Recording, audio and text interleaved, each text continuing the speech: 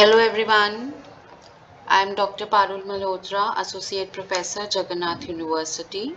In today's video, we'll be studying about the two non-linear theories. In the previous video, we talked about the linear approaches, that is the modernization concept of modernization. In this video, we will learn about the non-linear approaches, the world system theory and the neo-Marxist theory.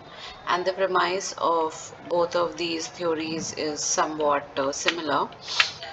Just like we cannot understand in individuals' behavior without reference to their surroundings, experiences, and culture, a nation's economic system cannot be understood without reference to the world system of which they are a part. Wallerstein work developed at a time when the dominant approach to understanding development, modernization theory, was under attack from many fronts, and he followed the suit. He himself acknowledges that his aim was to create an alternative explanation. He aimed at achieving a clear conceptual break with theories of modernization and thus provided a new theoretical paradigm to guide our investigations of the emergence and development of capitalism, industrialism, and national states. So, when we talk about these two theories were actually opposing the modernization approach. The modernization approach is also similar to the dominant paradigm or the simultaneously used term. That is, if we talk about dominant paradigm, then this actually talks, we are indirectly or directly talking about the modernization theory. But the rest of the concepts, they were entirely different from what modernization theory. And if you want to understand what modernization theory is, you can refer to the previous video that of unit 4, which talked about modernization concept. Immanuel Wallerstein. Who was Immanuel Wallerstein? He was the research scholar who gave this concept of world system theory.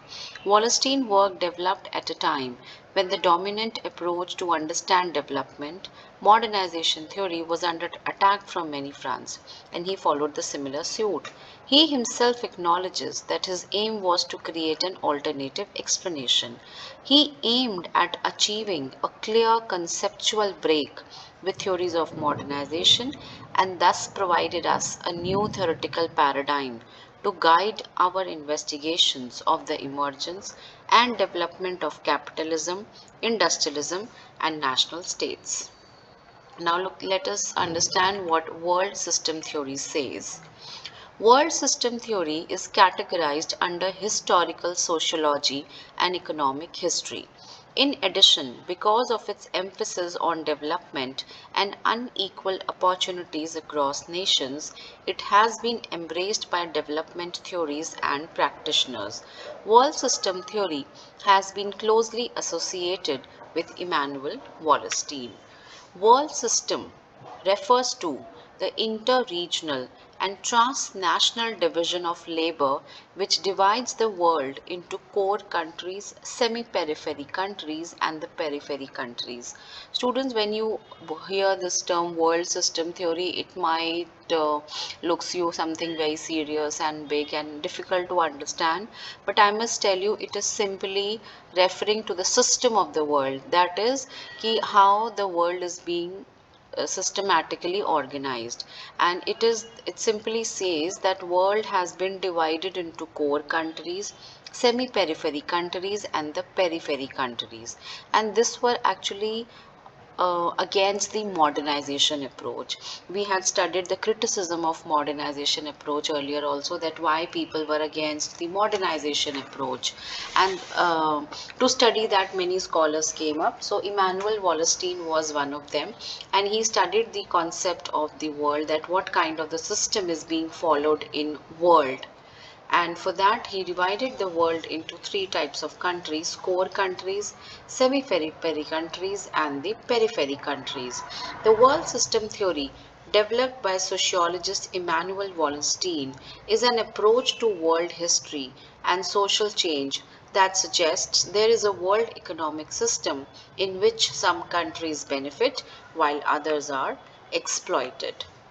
A world system is that Wallerstein terms a world economy, integrated through the market rather than a political center in which two or more regions are interdependent with respect to necessities like food, fuel, and protection, and two or more polities compete for domination without the emergence of one single center forever. In his own first definition, Wallerstein in 1974 accounts world system as a multicultural territorial division of labor in which the production and exchange of basic goods and raw materials is necessary for the everyday life of its inhabitants.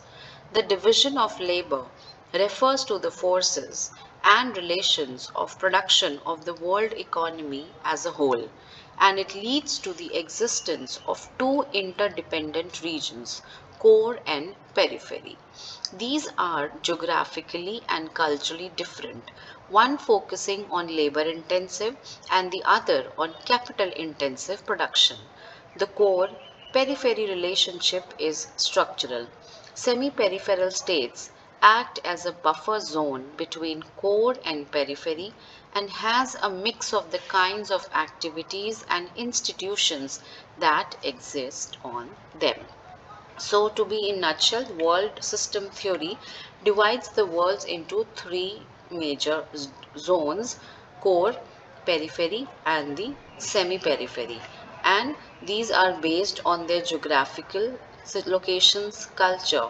One focusing on labor intensive, the other focusing on the capital intensive production.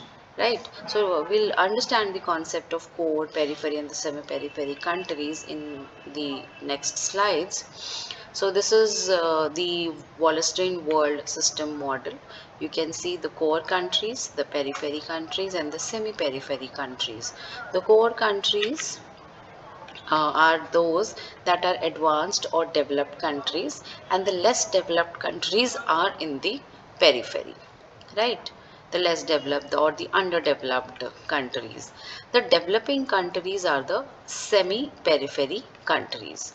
Among the most important structures of the current world system is a power hierarchy between core and periphery, in which powerful and wealthy core societies dominate and exploit weak and poor peripheral societies. So what this model explains, that core countries are actually dependent on the periphery countries for the high profit consumption goods. That is, they get cheap labor and cheap raw material from the periphery countries and also from the semi-periphery countries.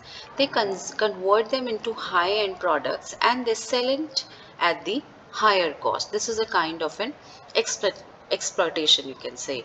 And similarly, semi-periphery countries are also dependent on the periphery countries for the high profit consumption goods, looking for the cheap labors and the cheap raw material, as you can say. So the core countries are dependent on both the countries, semi-periphery and the periphery, and the periphery countries provide cheap labor to both the countries, semi-periphery and the core, whereas semi-periphery only provide cheap labor and raw material to the core countries. So this model explains that the countries that are at the highest profit end are the core countries, whereas the countries that are at the lowest end, those who are being exploited the most, are the periphery, where because they are exploited by core as well as the semi-periphery, whereas the semi-periphery are the less exploited country, as they have business only with the core countries.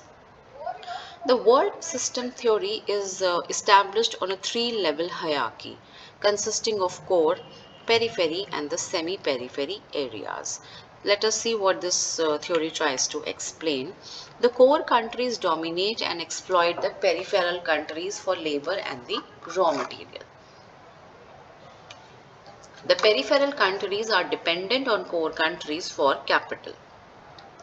The semi-peripheral countries share characteristics of both core and the peripheral countries. This theory emphasizes the social structure of global inequality. Whenever you are learning these concepts, keep this model in mind, That is, core are exploiting semi-periphery and periphery, and periphery are, you can say, exploited by the both core and semi-periphery. It is the similar thing. So this you need to keep in mind, that peripheral countries are dependent on core countries for capital.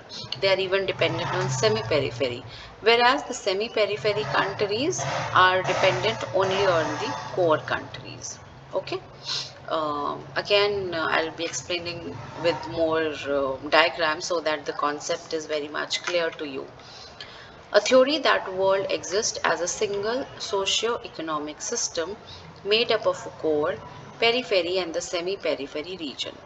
World system theory is a socio-economic and political approach that explains the economic development and dynamics of capitalistic world economy, analyzing the mechanisms of international market trade, economic division of labor between core and periphery region, and interests of capital class in markets.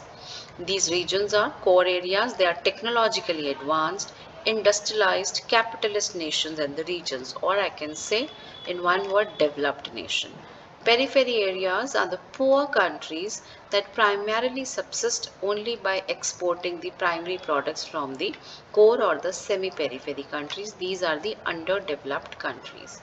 Semi-periphery areas, countries that act as the periphery to the core countries and core to the countries on the periphery. They lie between core and periphery countries. For the core countries, they are poor countries, but for the periphery countries, they are somewhat similar to the core countries, right? Among the most important structure of the current world system is a power hierarchy between core and periphery, in which powerful and wealthy core societies dominate and exploit weak and poor peripheral societies. Technology is a central factor in the positioning of a region in the core or the periphery. Advanced or developed countries are the core and the less developed are in periphery. Wallerstein viewed the world as a single capitalist economic system. This theory moved ahead by defining the world system in three states. A set of core states like US, European Union and Japan. Peripheral states like Africa, Latin America, and Asia are weak and some extent dependent economically on the core countries. Semi-periphery like oil-producing countries and some states of Southeast Asia. According to Wallerstein, the core states are able to maintain their supremacy through higher level of skills and greater capital reserve and control. You can check the list online and you can see which countries fall under the core areas, which country fall under the peripheral areas, and which country fall in the semi-periphery areas. Right? Core countries are the dominant capitalist countries that exploit peripheral countries for labor and raw material. They are strong in military power and not dependent on any one state or country. They serve the interests of the economically powerful. They are focused on higher skill and capital intensive production. Core countries are powerful, and this power allows them to pay lower prices for raw goods and exploit cheap labor. The first core region was located in northwestern Europe and made up of England, France, and Holland. Today, the United States is an example of a core country. The US has large amounts of capital and its labor forces are relatively well paid. Semi-peripheral states. Semi-peripheral states are those that are midway between the core and periphery. Thus, they have to keep themselves from falling into the category of peripheral states, and at the same time, they strive to join the category of core states. They tend to be countries moving towards industrialization and more diversified economies. These regions often have relatively developed and diversified economies but are not dominant in international trade. In the 21st centuries, states like Brazil, Russia, India, Israel, China, South Korea, and South Africa are usually considered semi-peripheral. Peripheral states. They are the least economically diversified, have relatively weak governments, have relatively weak institutions, with tax bases too small to support infrastructural development. They tend to depend on one type of economic activity, often by extracting and exporting raw materials to core states. They tend to be the least industrialized, are often targets for investments from multinational or transnational corporations from core states that come into the country to exploit cheap, unskilled labor in order to export back to core states such as in Latin America and today in sub-Saharan African countries. Now, what this world system actually wants to convey? We need to study the entire global economy as a one world system. We cannot understand the fate of a single country without understanding how it fits into the overall system. Modernization theory actually studied the fate of a single country and just give a conclusion that one cannot progress without modernizing, without industrialization.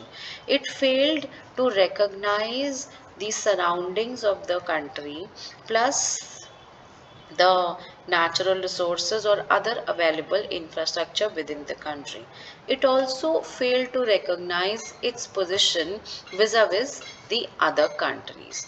But the world system theory emphasized that the fate of a single country cannot be decided, cannot be understood unless we understand how it fits with the other countries.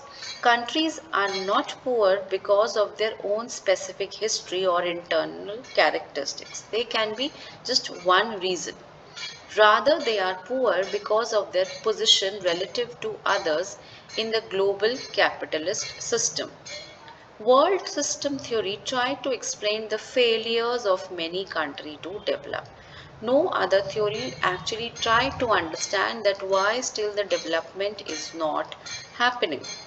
So this claim that underdeveloped and peripheral countries are not just like Europe, but they are at an earlier stage of development. They have a very different history, that was the colonization. Many countries of Asia and Africa could not grow, not because of their own circumstances, but they were colonized by US and UK. Like many of the countries were home to the colonies of US and UK, and they had actually faced a lot of suppression and oppression from these countries, and that is why they could not grow. Or in the other sense, the richer countries did not allow them to grow, and they were not able to compete with the highly developed country, which they should have done.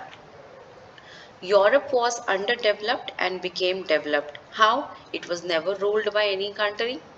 It became wealthy by maintaining its economical and military dominance over other nations. Everyone knows that India is now a superpower, but at when we became independent, we were also a periphery country. Why? Because we had seen oppression for more than 200 years by the Britishers, and they had economic and military dominance on us. So it took us time to revive from that particular state. But it never happened in the case of Europe and US. They always were economically and military strong over other nations. Exploited nations can never modernize as long they are oppressed by the Western nations. Latin America traded a lot with Europe and America, and it always remained underdeveloped because it was always exploited for its products. Whereas Japan avoided contact with Europe and it always did better. According to Wallerstein, the core states are able to maintain their supremacy through higher level of skills and greater capital reserve and control. The state plays an important role in maintaining the world system. Technology is a central factor in the position of a region in the core or the periphery countries. The political and economic elite and military rulers play an important role in the peripheral states in maintaining the world system. So in a nutshell, this theory says that world is divided into three types of areas, and one country cannot grow not because of its own reason, but maybe because of the history, or maybe because of the oppression that they had faced from US or UK. Right. So this theory actually tried to find out the reason that why development was not happening. Modernization only focused on the development, economic development, whereas the world system theory tried to identify the reasons that why some countries are not growing. It may be because of their political situation. They are surrounded by much developed countries like Latin America, and they are not able to have trade with the other countries except Europe and US, and they are not able to actually compete with them. So it remains underdeveloped. And also many countries, they faced oppression by Western nation for a longer period of time, and they are at the stage of growing. It may take some time. So you try to understand the political and the historical conditions of a particular semi-periphery or the periphery countries. Alright, so neo-Marxism was also kind of a similar approach. Let's see what neo-Marxism says. Neo-Marxists believe that the economic system that has been prevalent in the world created a wealthy class of owners and a poor class of workers. They also believed that certain institutions such as churches, prisons, schools have been created to maintain the division between the powerful and the powerless. Like world system divides the world into three areas. Neo-Marxism says that world is divided into rich and poor, developed and developing, and capitalist and non-capitalist.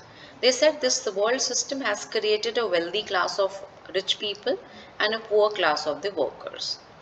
Foreign policies or states are always determined by group of interest of the exploiters and the exploited. That is, the capitalistic approach is there, and whatever other foreign policies are, they are all decided by keeping in interest of the exploiters. The exploiting countries, that is the rich countries, want to maintain their status quo, and they always continue to exploit. Developed countries are not interested in at any cost in the development of the developing or the underdeveloped countries. They just want to exploit, they just want to make the foreign policies, and they want to be rich. They never try to reduce the gap between the rich and the poor. Developing countries want to break the status quo and want to get rid of the unfair terms of relationship. But before we come to neo-Marxism, let us know what is Marxism. We'll just discuss this in brief. Marxism is an understanding that follows the views of Karl Marx. Marx compiled a great theory relating to economic system, social system, and the political system. Followers of this theory are Marxist.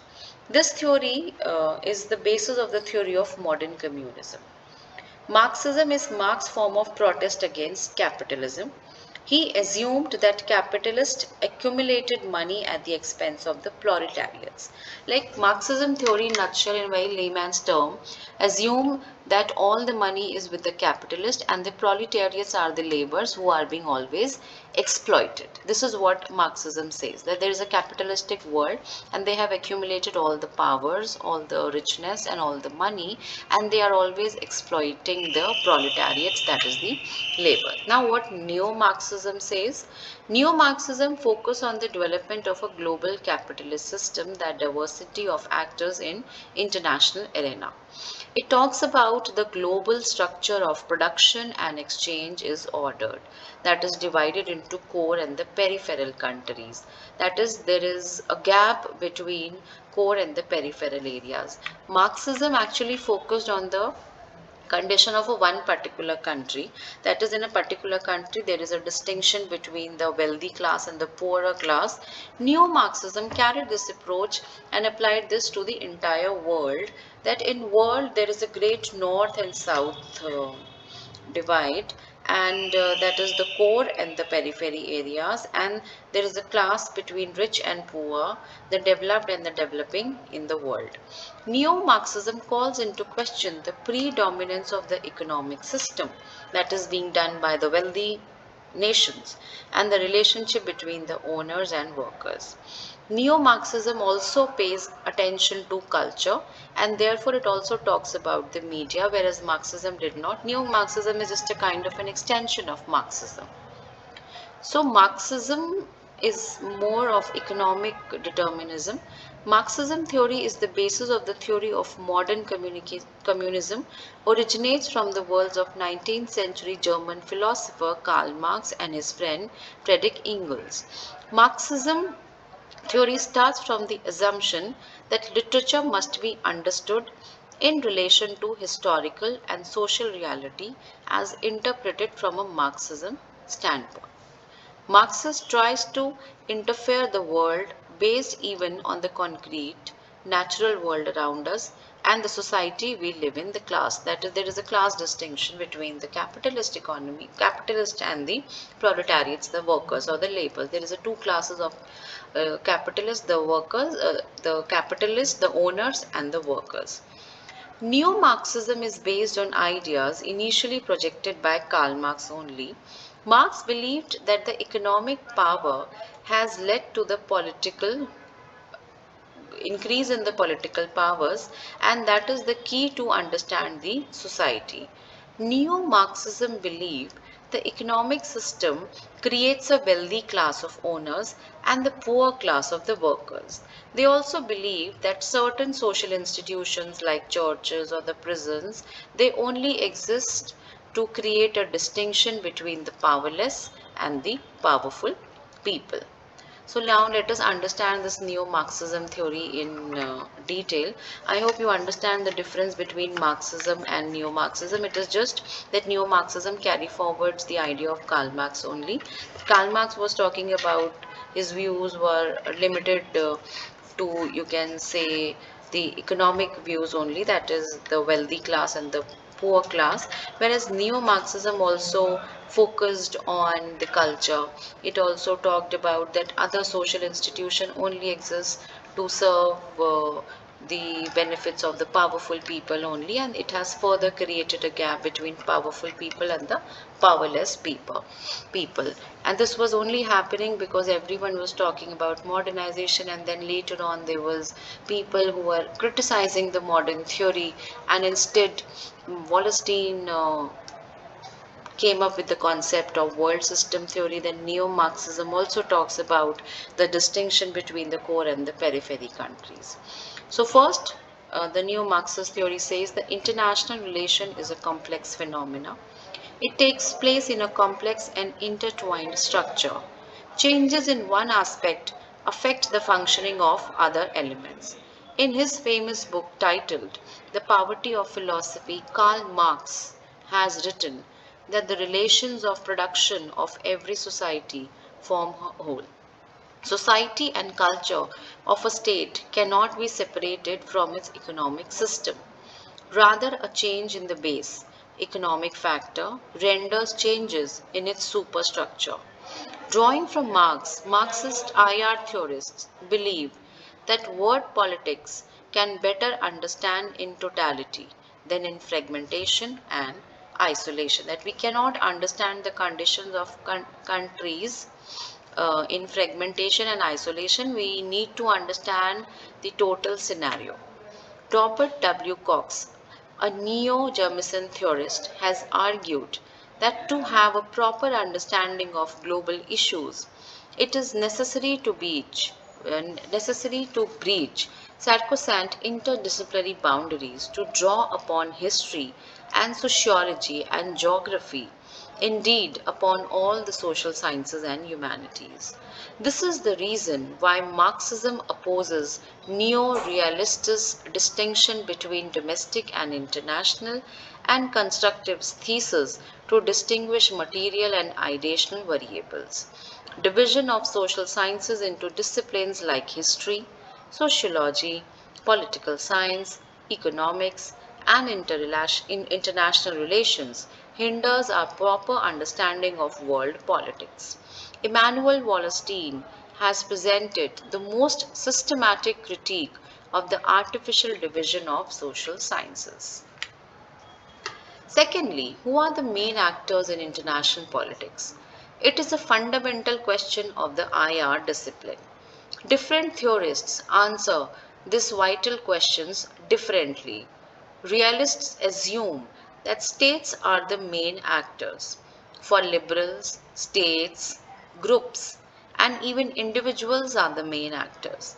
Marxism assumes that it is not the state or individual but classes, social movements, and economic market forces that are the main actors of world politics. The class structure may take any form like North versus South, core versus periphery, or first world versus third world countries. It is simply that who are the main players of the international politics.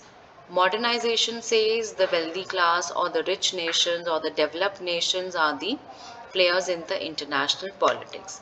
But Marxism believes that it is not only the wealthy class, but people from all the class structure are the world politics, are the players in the international politics. In the capitalist world economy, the group of capital rich states from bourgeoisie's class, while the capitalist poor states from the proletariat class. The capital rich states owns the means of production, while the capitalistic poor states are deprived of it. In the capitalistic world economy, the proletariat group is reduced to supply cheap labor and raw material to capital rich bourgeoisie class and providing market of finished goods for the bourgeoisie class. Let me simplify it for you. The capitalistic class is the bourgeoisie's class and the working class is the proletariat class. And neo-Marxism says that in a capitalistic world economy, that is an economy, a world which is more oriented in the terms of finance, money, or economies, they say that the workers group is simply reduced to supply the cheap labor and the raw materials, whereas the capital rich classes, that is the wealthy classes, they provide market of the finished goods to the other classes. This is what this says. So bourgeoisie is the richer or the capitalistic class that produce goods, whereas the labor are the proletariats that they supply cheap labor and the raw materials. So accordingly, the countries are also divided. We have the core countries, those who make the finished goods, and we have the periphery and the semi-periphery country that supply cheap labor and the cheaper raw material because they do not have the production. Production is owned by the capitalistic states, and the poor states, they have the raw material and the cheap labor, and in return what they are getting is the finished good at the higher cost. Obviously, if I am belonging to a poor class or a periphery country, and if I am giving you raw material, you will be buying at a lesser price. And if you are making products out of it and supplying it to me, then you are obviously paying, I have to obviously pay higher charges to you. So here the distinction exists, and here comes the differences. And this is what these two theories always wanted to explain, that how the poor countries are being exploited by the capital countries or the wealthy countries or the developed countries, which modernization actually failed to realize. It only just talk about the step-by-step process of development. Third, Marxism is a structuralist theory. It assumes that world politics takes place in an environment called world system. Immanuel Wallerstein has envisioned world system as consisting of the state system and world economy.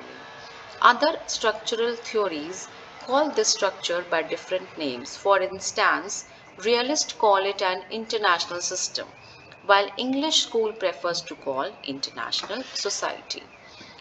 Both Marxist and neo-realist believe in materialistic construction of the structure. Neo-realists emphasize that distribution of capabilities in determining the structure of the international system. For them, structure can be seen in terms of polarity, unipolarity, bipolarity and multipolarity. Marxism sees structure in terms of core and periphery.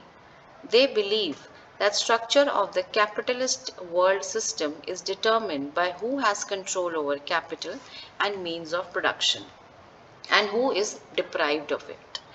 Marxists believe that world politics operates in and is constrained by the structure.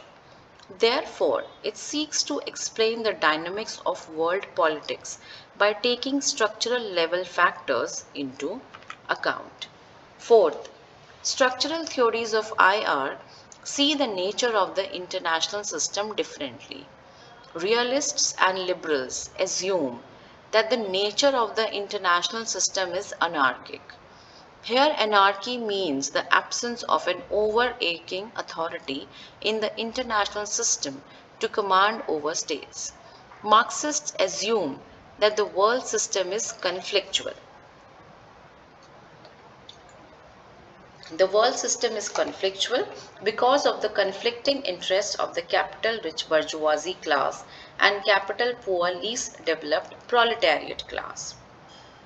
Given the difference in interests, both classes vie for control of the capital, technology, natural resources and market. This competition leads to conflict. Fifth, different theorists use different methods and techniques to explain and understand international politics. Rationalist theories tend to use natural science-based positivism and explain the given phenomena. In contrast, critical theories use positivism and focus on understanding any concept or issue, then establishing a causal relationship. Constructivists preferred constitutive and interpretative techniques. The Marxist approach uses historical materialism as the preferred method to explain and understand contemporary world politics. It believes that the main concept of IR, like state and world order, are the result of historical development.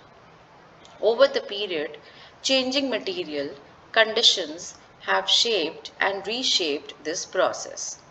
However, some neo-Marxist theorists like Gramsci and Robert W. Cox believe that ideas and institutions also play an important role.